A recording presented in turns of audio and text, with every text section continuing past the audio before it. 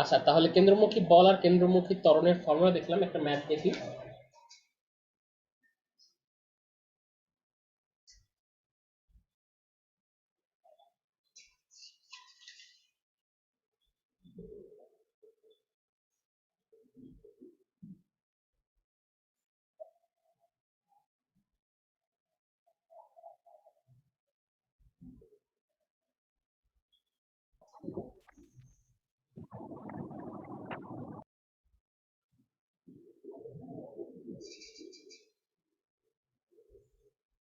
কোন বস্তু ভর 2 কেজি, এটি 4 মিটার ব্যাসার্ধের বৃত্তাকার পথে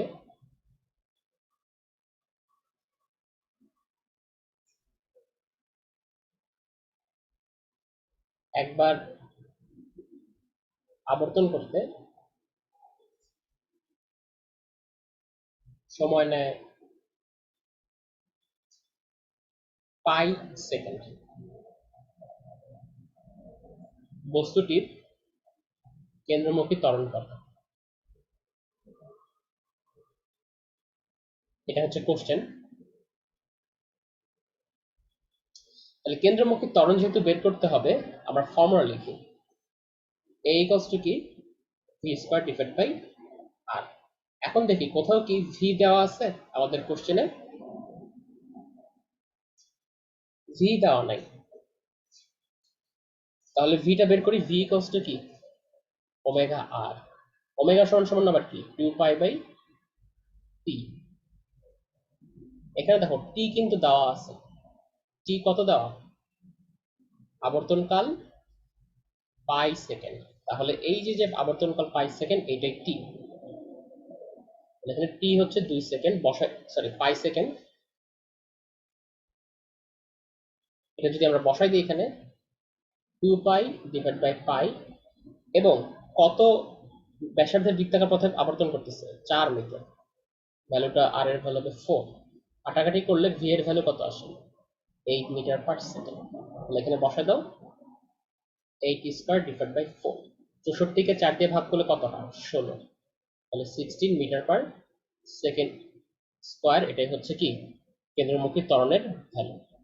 এখন মনে করো কেন্দ্রমুখী ত্বরণই শুধু চাচ্ছে না, চাচ্ছে হচ্ছে কেন্দ্রমুখী বল। কেন্দ্রমুখী ত্বরণ না চেয়ে চাচ্ছে কি? কেন্দ্রমুখী বল। তো ত্বরণ থাকলে তো বল আমরা ইজিলি বের করতে পারবো। এফ ইকুয়ালস টু কি? M A. তাহলে বসায় দাও, এম হচ্ছে 2 আর এ কত? 16। তার মানে কত? 32 নিউটন। এটাই হচ্ছে অ্যান্সার। অর্থাৎ কেন্দ্রমুখী বলের মান হবে 32 নিউটন। কেন্দ্রমুখী বলের মানও 32 নিউটন, তাহলে কেন্দ্র বিমুখী বলের মানও কত হবে? 32 নিউটন। কেন? কেন্দ্রমুখী বলের মান আর কেন্দ্র বিমুখী বলের মান সমান। আচ্ছা, তাহলে এইটুকুই হচ্ছে আমাদের কেন্দ্রমুখী ত্বরণ আর কেন্দ্রমুখী বলের ফর্মুলা, আর তেমন কিছু নাই। এবার চলে যাই আমরা আরেকটা পার্টে।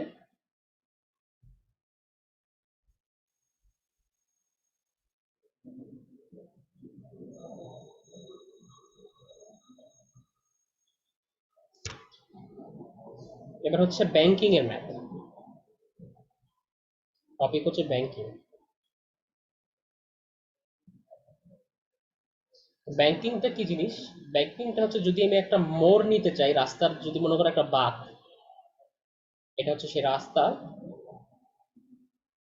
ঠিক আছে? আমি এখান দিয়ে ট্রাভেল করব, ঠিক আছে? তার মানে কি আমাকে একটা বাঁক পার হতে হবে না? রাস্তাটা তো সোজা না, বাঁকা রাস্তা।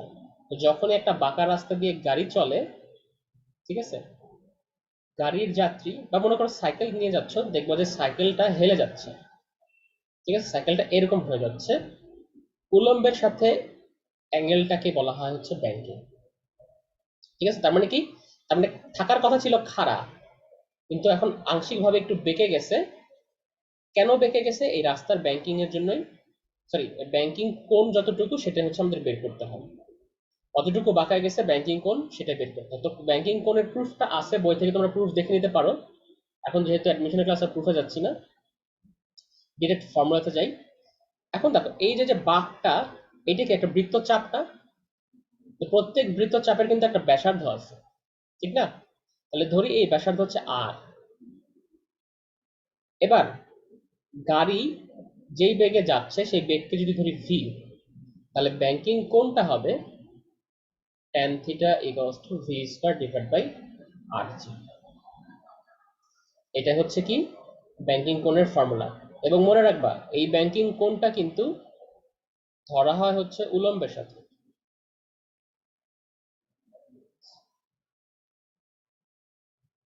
থিটাটা ধরা হয় উলম্বের সাথে।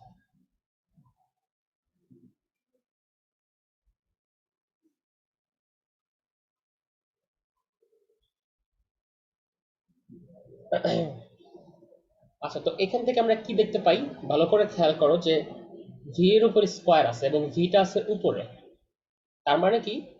তার মানে হচ্ছে যে যদি বেগ যত বেশি হবে ব্যাংকিং কোণ তত বেশি। স্বাভাবিক। তুমি যদি অনেক স্পিডে এই মোড়টা পার করো দেখবে যে অনেক সময় গাড়ি উল্টায় যায়, গাড়িটা এক চাকা উপরে উঠে যায়, ঠিক আছে? সেজন্যই মোড়ের আগে দিয়ে কিন্তু স্পিড সাইন দেওয়া থাকে, যে 64 বা হচ্ছে 60 বা হচ্ছে 30 কিলোমিটার পার আওয়ার। অর্থাৎ এর বেগের বেশি বেগে যদি যাও তাহলে কিন্তু অ্যাক্সিডেন্ট হওয়ার চান্স আছে। অর্থাৎ এই অ্যাঙ্গেলটা যদি বেশি বেড়ে যায়, মনে করো অ্যাঙ্গেলটা 60 ডিগ্রি হয়ে গেল, তার মানে কি চাকা উঠে রাস্তার সাথে 60 ডিগ্রি কোণ উৎপন্ন, ঠিক আছে? তাহলে এটা খুবই ভয়ানক, এটা হওয়া যাবে না। তো আমরা মেজার করবো কিভাবে? অ্যাঙ্গেলটা কত হবে? tan theta equals to V square by R G, এই ফর্মুলা দিয়ে।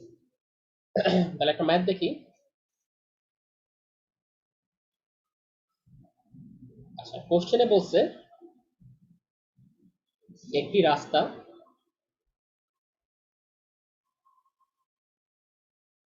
65.31 মিটার ব্যাসার্ধে বাঁক নিয়েছে।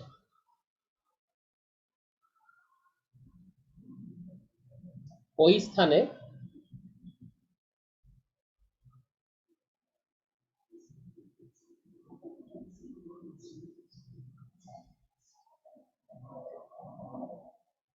কোনো গাড়ি 60 কিলোমিটার পার আওয়ার বেগে যাওয়ার সময় ব্যাংকিং কোণ কত হবে?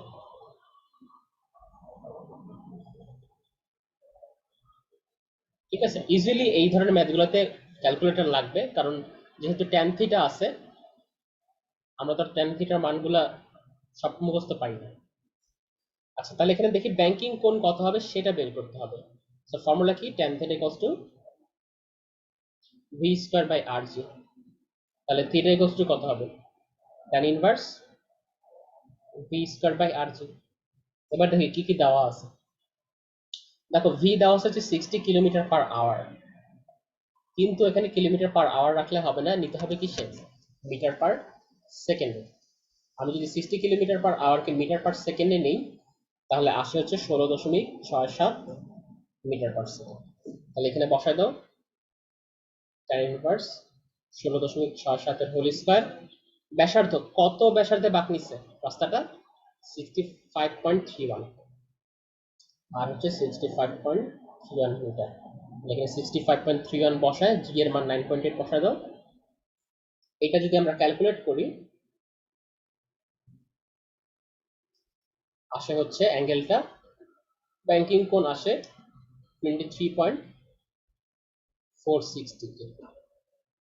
তাহলে রাস্তাটা কত কোণে ব্যাংক যাওয়ার সময় ব্যাংকিং কোণ কত হবে গাড়িটার? 23.46 ডিগ্রি, অর্থাৎ উলম্বের সাথে 23.46 ডিগ্রি কোণে হেলে যাবে গাড়িটা, ঠিক আছে? আচ্ছা, আরেকটা ম্যাথ করি।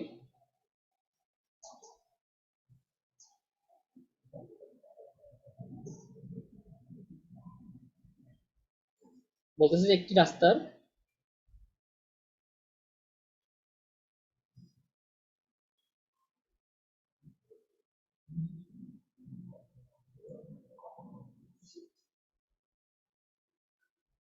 ব্যাংকিং কোণ 30 ডিগ্রি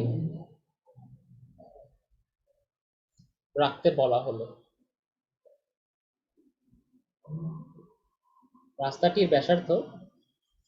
রাস্তাটির বাঁকের ব্যাসার্ধ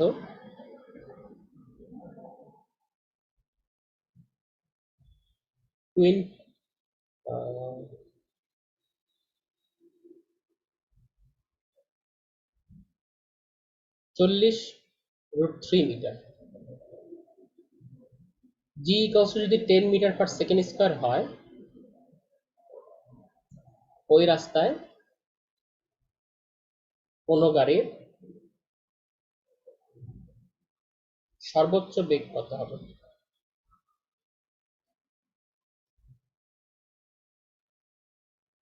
সর্বোচ্চ নিরাপদ বেগ।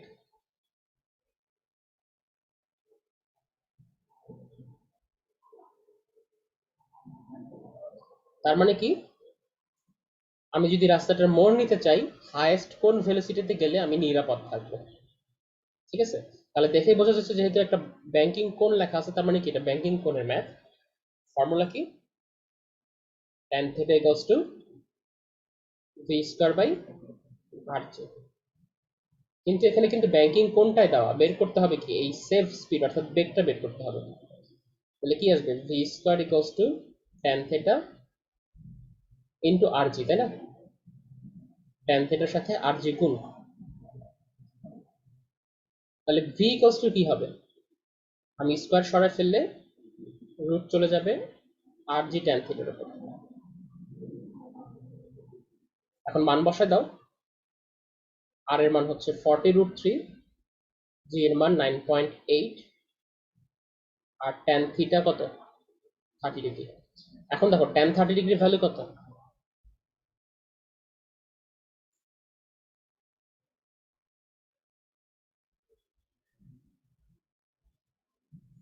tan 30 ডিগ্রি ভ্যালু কত?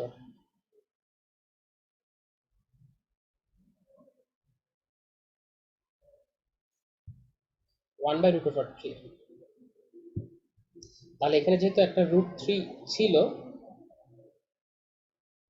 এবং 1/√3 আসছে আমাদের, এটার এটা কাটাকাটি। তাহলে ভিতরে কি পাচ্ছি? ভিতরে পাচ্ছি 40 আর 10 গুণ করলে কত হয়? 400। √400 এর ভ্যালু কত? 20। অর্থাৎ ওই রাস্তায় সর্বোচ্চ নিরাপদ গতিবেগ কত? 20 মিটার পার সেকেন্ড। এটা হচ্ছে অ্যান্সার। ঠিক আছে, বুঝতে পারছো ম্যাথটা?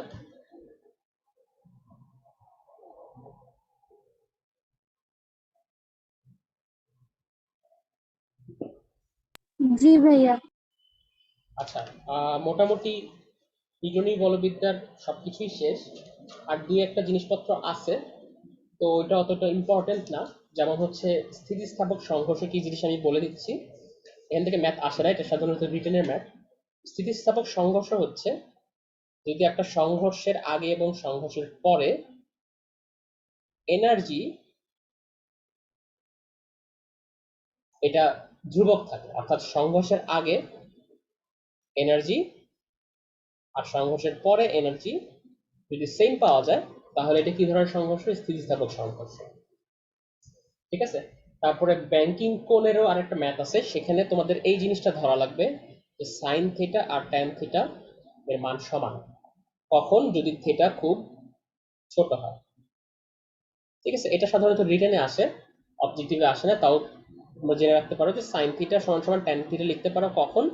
যদি থিটা খুব ছোট হয়। ইউজুয়ালি থিটা খুব ছোটই হয় ব্যাংকিং এর ক্ষেত্রে। তখন তোমরা যে সূত্রে যে tan theta equals to V square by R G লিখতেছো না, তখন এই ট্যান থিটার জায়গায় লিখতে পারবা sine theta equals to V square by R G. এই ম্যাথটা লাগবে হচ্ছে রেল লাইনের পাতের ম্যাথটাতে। রেল লাইনের একটা পাত আর একটা পাতের থেকে কত উচ্চতা রাখতে হবে অ্যাক্সিডেন্ট যেন না হয়, সেই ধরনের ম্যাথ। এটা বইতেই আছে, তোমরা ইন্টারনেট করছো ইন্টারের জন্য। আর ভালো মতন ফর্মুলা দেখবা, ফর্মুলা কিন্তু অনেক ইম্পর্টেন্ট। ঠিক আছে, শুধু নর্মাল ফর্মুলা না, যেগুলো ফর্মুলার ভেক্টর গ্রুপ আছে সেটাও লাগবে। আর হচ্ছে শুরুর দিকে যেই বেগ রিলেটেড ম্যাথ ছিল, যে ফোর্স এত দেওয়া হচ্ছে, বেগ এত হচ্ছে, 5 মিনিট পর বা 2 সেকেন্ড পর কত দূরত্ব যাবে, এগুলোও আসে।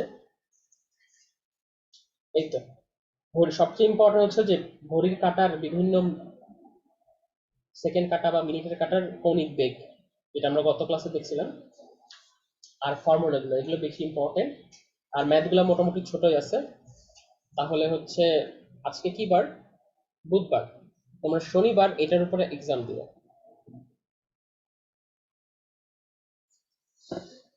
আর কি কোনো প্রবলেম আছে?